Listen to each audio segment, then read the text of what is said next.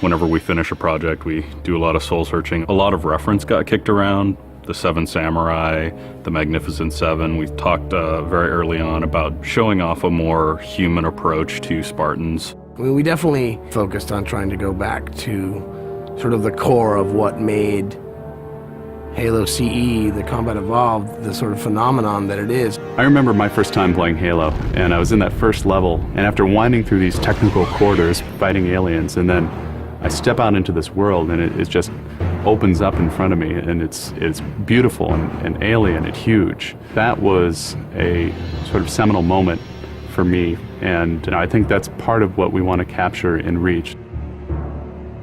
Something that was core to the game at the beginning was that sense of wonder and exploration. We started with a series of events. We basically set out like, okay, from this date on Reach to this date, we built a military campaign. We all had a desire to really flesh out the backstory of what happened prior to Master Chief and Cortana even entering the picture. We knew there were other Spartans, and it just seemed like such a rich area to tell a character-driven story with new characters. We wanted this team to feel like a Delta Force type team that are usually a smaller number. Why are we not seeing explosives residue? This particular team, Noble Team, they've survived by staying together.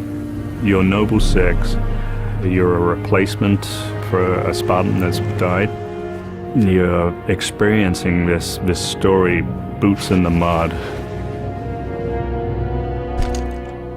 We looked at the story of Reach, and it was obviously a more intimate, character-driven story. We really needed the attention to real-world detail, trying to make these characters' faces really feel like believable. We started everything over from scratch, came up with a whole new rig for how we animate faces and also how we approach like texturing them, modeling them, everything, and just put a lot more time. Difference about a couple million polygons. We absolutely want Reach to tell a human story, and that's going to require us to invest significantly into higher fidelity models, much more open environments, larger numbers of AI than ever before in a Halo game.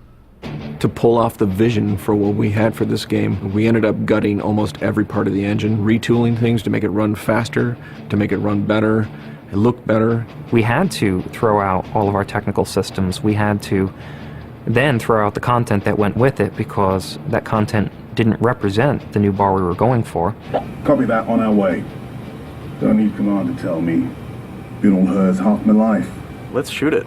We've got a great team of guys, and they could take motion capture and they could make the poses way more dynamic, way more expressive. Those changes bring out the life, they bring out the style of our characters. We had probably 4 times the amount of polygons to play with this time around, which gave us a lot more freedom and creativity in what we wanted to achieve. When you look at total engineers that are actually putting code that are actually affecting this game, I mean, it's massive, 30 plus guys, it's crazy.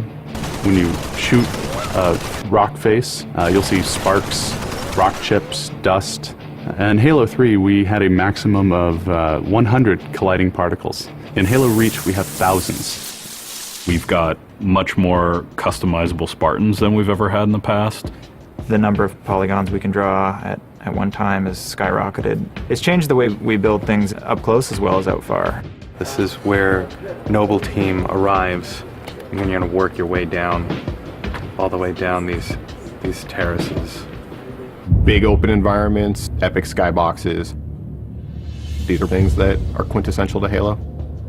Like, we're building a planet that exists 500 years from now. We want to build spaces that you want to explore. We want to put twice as many characters, vehicles, and weapons into that environment. That's going to require massive improvements to the way we handle our artificial intelligence in the game. We now can put so many AI in an encounter that you can put 4 Spartans, the player, 8 Marines against 30-ish Covenant, and that's an actual serious challenge. Bringing the elites back was something that was really a true joy for us because they're such an awesome character to fight.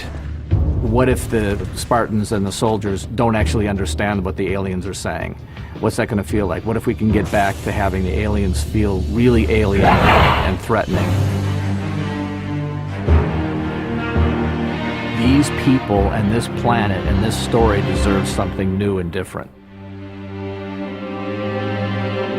Just a different underlying sense of tragedy, heroism. We're rebuilding everything from the ground up. You have to walk this very fine balance. We want to add new things, but we don't want to rough up anybody's baby. I mean, that's the whole thing about the crazy sausage that is Bungie's Halo Reach ODST universe, is that we've sort of developed this gameplay that every person sort of has the different things about it that they like, and I still think that we still struggle to figure out exactly what, like what can we add or remove without pissing off certain people in the population. We looked at the Halo 3 assault rifle, and it really does feel kind of dated. It fit the tech then, but now we have all of these new polygons to play with. We went to a lot of trouble to sort of ground the weapons and the vehicles more in this sort of more real, more gritty world. We refined a lot of the weapons to push them into their particular role, and that role is defined a lot by range and the range of combat that you're going to play. For instance, the DMR, which is a sort of medium to long range suppression marksman rifle. It's going to be a sandbox game. It's not going to be a carefully scripted game where every movement of the AI is controlled by a mission designer. It's much broader than that. It allows the player to deal with encounters in their own specific way. There's definitely going to be offhand grenade throwing. There's definitely going to be vehicles. There's definitely going to be a large number of weapons that are incredibly powerful, incredibly accurate, that allow the player to feel like a badass. Now, if you melee him in the back of the head, like you really mean it, you're holding down on the button, and you will launch into this more elaborate animation sequence. It's going to be a very different campaign experience for people overall. We're doing stuff in the campaign that people absolutely won't expect from a Halo game. Bigger battles, brand new cast of characters. An incredibly ambitious game. Every neuron in my head is firing with just reach, reach, reach. We knew from the beginning what the end was going to be. This is the definitive Halo made by the people who created Halo.